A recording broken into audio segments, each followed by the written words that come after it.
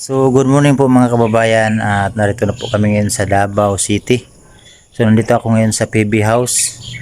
So dumating kasi kami kagabi galing sa mission doon sa pinuntahan namin ay napakalayong lugar. So dumating kami kagabi alas 12 na siguro, alas 11 ng gabi.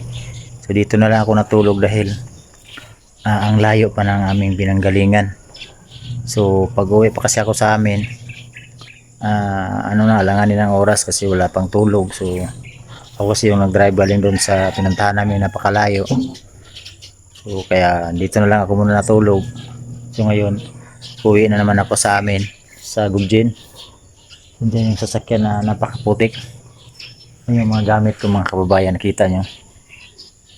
Yan yung sasakyan, so napakaputik.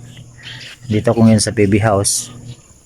Mag vlog muna tayo dito, mag-ikot-ikot muna tayo kasi hindi ko pa ito naikot-ikot tong PB House. So, ikutin natin mga kabayan tong PB House. So tara.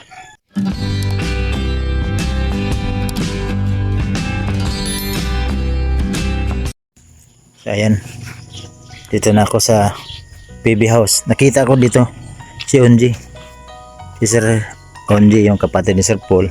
Napakaaga nagising kanina. Naglalabas siguro yun. Nawala man, sana kaya yun. Ganda pala dito mga kababayan. Alam ko na nakikita nyo na to dahil maraming nang kabublog ito. Isa na doon si Sir Paul, iniikot-ikot niya na to. Pero ako hindi ko pa ito naikot-ikot talaga. Mga napakagandang view.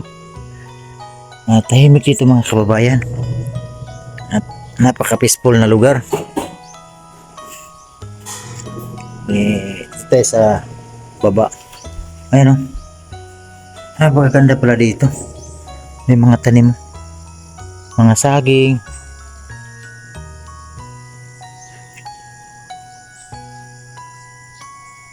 Ganda dito eh. Wala ka makita ang kuwan, mga tawag nito. May mga kapitbahay man pero doon sa unahan. Ano, nagpapags pa oh. Kasi ang oras dito alas 6 pa ng umaga. Sumaga ako nagising, kami ni Sir Onji. Nakita ko si Sir Onji kanina, yung kapatid ni Sir Paul, naglaba. Nandun pa sa loob siguro, nagkape siguro yun. Ganda dito. Sila Sir Paul at saka si Madam natulog pa. Kagabi doon ako natulog sa taas. Kasama ko si Madam Yula, si Rain, si Mr. Ring, at saka si Sir Paul doon sa loob. Kami natulog kasi sabi ni Sir Paul, wag ka nang umuwi kuya, baka kasi yung kalsada delikado na. Gabi na kasi. Tapos siyempre galing tayo ng pagod. So nakinig din ako dahil para sa safety ba, kasi baka mangyari sa atin sa kalsada.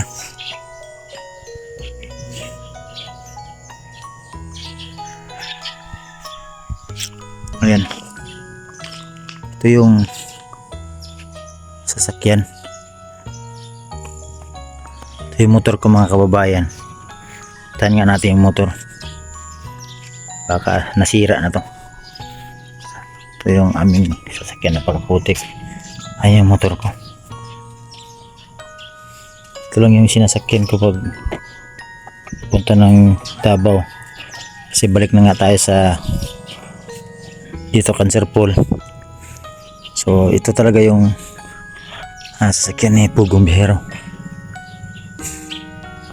Ang sasakyan na yan. Pag time na pupunta siya ng malayo, ako talaga yung mag-drive. Ito muna tayo sa kwan. Itur ko muna kayo dito para makita nyo ito ba. Ganda pala dito. Sarap dito pag mainit dito ka sa puno ng manggaw. Ano manggaw? Wala lang bunga. Pero malapit na siguro ito mamunga ba? Kasi napaka lamig dito. Press na press yung dahon. Iba ang bunga ng mangga dito. Yan. Mga kababayan, oh. Grabe yung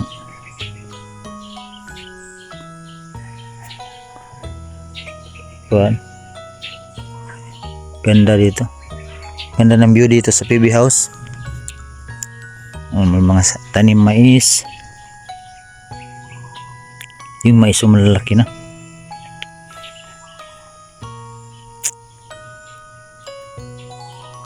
Ganda dito. May mga saging.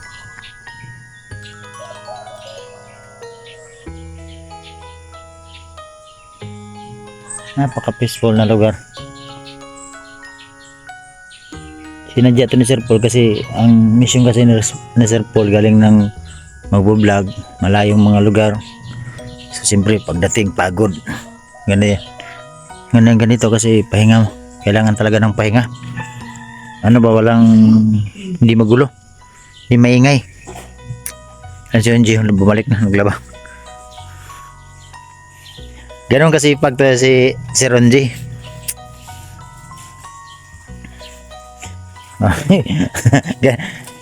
Ganon to kasi pag si Sir Onji, ayan. Bumalik na ito, huli ka ngayon. Naipunan po tayo mga kababayan kasi naglaba. Nag-stay kami sa ano eh. Hapon. Oo. So, Ilang araw tayong wala dito sa bahay. oh. So 3 araw tayo sa Ronje, no? 3 araw. Ayun. Oh, 3 days kami nag-mission sa kuan. Layo nun, no? Layo. Ang hirap mo ng daan. Ganun talaga ang kuan. Tinutulungan na Sir Paul, hirap ng mga kalsada. Kahit yung pinaka-remote, kung baga mga remote area, pinupuntahan talaga. So, yun talaga yung mga nangailangan ng tulong ba. Kaya abangan nyo, panoorin nyo na lang sa channel ni Sir Paul kasi ang aming ginagawa, lahat ng PB team ay mga kakulitan. Buong video doon kang Sir Paul. Oo, doon lahat. Andun doon lahat sa Yung kanya. mga behind the scene po. Yung behind the scene dito sa amin yung mga kakulitan, siyempre bilang team, kasama, kaibigan. O kasi siyempre kahit naman o paano nag-ano rin kami habang ginagawa namin yung mission. Ini-enjoy namin ano. I-enjoy lang natin ang kuan ba sarili kasi hindi naman tayo pwede ang pagtulong kasi dapat masaya. Oo. Oy, masaya ka kasi Ginagawa mo. hindi yung magtulong ka na hindi bukal sa kuan ba? Puso. Yung pagtulong bukal talaga sa puso yung pagtulong. Dito si Ronji, ano to? Ako po yung nagalaba dito. Joke lang. Naglalaba yan ng damit niya kasi nga ay Naipunan. Ilang araw po kami wala. napakabait po to ni Sir Ronji. Ito, Kami wala dito sa kung ano yung ano ni Sir Paul, ganito din yan. Mabait, napakabait po to sa personal. lahat po kami naman dito. Nakasama namin dito. Kasi Ang tingin nila sa kuan, yung mga team parang walang pantay-pantay lahat ba? ano po kami dito? Magkakapatid kami lahat dito. Parang ano ba yung tawag nito? Yung parang magkakapatid, parang kuya lang, ganun ba? Oo. So, salamat Sir Ronji, pasensya sa disturbo. Thank you. Na gano'n siya kahapon. Kasi napakarami mga damit namin na stock. Doon nga sa akin, dala ko puro mga nabasa pa yung kagabi. Lakas pala ng ulan kagabi. Bakit ako sabi ko na? Iniwan ni Kuya mo yung ano na. Yung bag ko dyan, naiwan ko. Nagtaka ko ngayon ba yung bag ko, mabigat na. Nabasa pala. Dapat pinasok mo. Okay lang yan, may kas. Nakalimutan mo? Oo, nakalimutan ko. Yun lang. Di, hinawakan ko yung bag ko. Ito nga yan lang. Iniwan ni Kuya na yung bag niya. Pag ganun ko sa bag ko, bakit mabigayat na? Wala, nabasa pala. Ito, malakas palang ulan. Kaya masarap naman tulog namin kagabi. Kaya nga, sobrang pagod, layo. So, ang biyahe namin kagabi mga kahapon mga kababayan sa aming mission, siguro nasa mga 11 hours to 10 hours yung round trip. Galing kami ng Pantukan, papunta ng Agusan, pabalik na naman ng Davao. Yun ang nangyari sa amin kagabi. Pagdating na Pagdating ko dito, wala nang pakialam yung gamit ko pala. Maliwan dyan, malakas ang ulan kagabi. Yun, nabasa. Pagdating ko, tulog diretso. Pag sabi ni Ili sa akin, dito ka na lang matulog. Ayun, naiwan ko yung gamit ko. Ang taka ko kanina, itong bag ko mabigat na. Ito, nabasa pala. Grabe eh. Pero sige lang, ikarga ko naman yan sa motor. Uwi pa ako doon sa amin ngayon mga kababayan. Ang bebein ko ngayon siguro nasa mga 5 oras din. So yun yung aming routine pag nagmi-mission. Ayun yung PB house.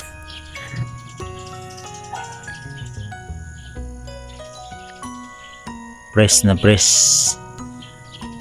Kasi yung marinig mo dito yung mga huni ng mga ibon dyan, no? Ayan. Napaka peaceful na lugar mga kababayan. Si Chris na natulog pa. At saka yung sila madam nandoon pa sa loob. Sila Renz, sila Mastering Ring. Natulog pa sila. So kami lang talaga ni Onji yung maaga nagising. Tuy! Tuy! May aso si Sir Paul dito. Baka kagatin tayo yan, hindi pa tayo kilala yan. Balik tayo, baka ano ba tayo yung mabait naman yan, pero yung aso kasi pag hindi ka yung mabago nilang amoy ba, baka kagatin tayo. Ano kaya tawag nitong napakalaking, parang karo lang to? Anong tawag nito Sir Ronjay? Ito anong tawag nito? Badyang. Badyang. Hindi ba ito badyaw? Badyang. Ganda ng ni Sir Paul, PB house. Dito may portahan din dito. Diyan. Doon yung exit. Pasok kapag tao lang, dito ka dumaan. Pag kuan, tawag nito, exit dyan. Yung mga kahoy. Amangga pala to, kakala ko kahoy. May mga kawayan. Pero yung kawayan na hindi yan lumaki. Hindi masyado yung hindi tulad nung parang yung malabot talagang kawayan. Di. Yung tulad yung kang mailin. Ayan. Sim lang yan yung ginagawa namin doon kamailin na tinanim. At ito, ganda nito mga kababayan, no? Ang bulaklak na to. Ito yung bulaklak makita mo doon sa kagubatan. Ito mga ganito. Ayan. Ito. Ganda nito. Ayan. PB house. So alam ko nakita nyo to na marami ang vlog nito dito sa PB house, marami nang nakakita dito, pero ako hindi pa ako nakapag vlog dito dahil yun nga, pag pumunta ako dito babalik agad, pupunta sa mission. So ngayon dito na ako nakatulog kagabi, ikot-ikutin natin to. Yun o, may mga bato, ganda, bulaklak ni Sir Paul, may mga halaman. Ito ito, ang ganda. Yan, iba talaga si Pugong Bihero mag-design. Kung tingnan nyo mga kababayan, ito akala ko nung first time pumunta ko dito, akala ko bakal to. Ay, bakal ang kuan. Akala ko tawag nito kahoy. Ito ba? Kasi pukang kahoy mo, no? So bakal pala to. Galing nang gawa nito. Yan. Kung nakita nyo dito, para, kung tingnan nyo talaga, kung sa malayo. Kasi kung tingnan nyo, walang simento makita nyo dyan. Pero yan, gawa yan sa mga simento. Ito, ano to? Bakal. Yung cladding, Sa taas ay panel. Baka tiba itong bahay mga kababayan. Akala mo mga kahoy bo, pero tingnan nyo dyan oh. Iba talaga si Sir Paul mag-design. Magaling talaga mag-design yan.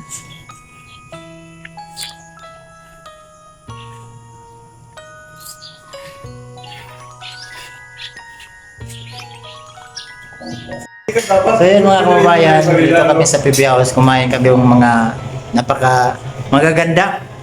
Na ito, unahin natin si Kwan. Kuko! Bakit di niya ka magalaw?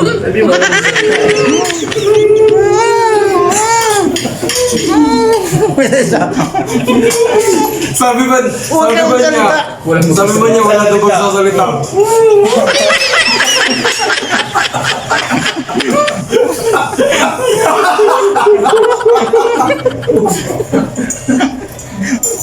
Lalo mga kagabi niya, kahapon kagabi niya, ni Ellie, kasi nga kasi nagiging pa siya ni Ellie, yung good siya, sa kanya, Chris na.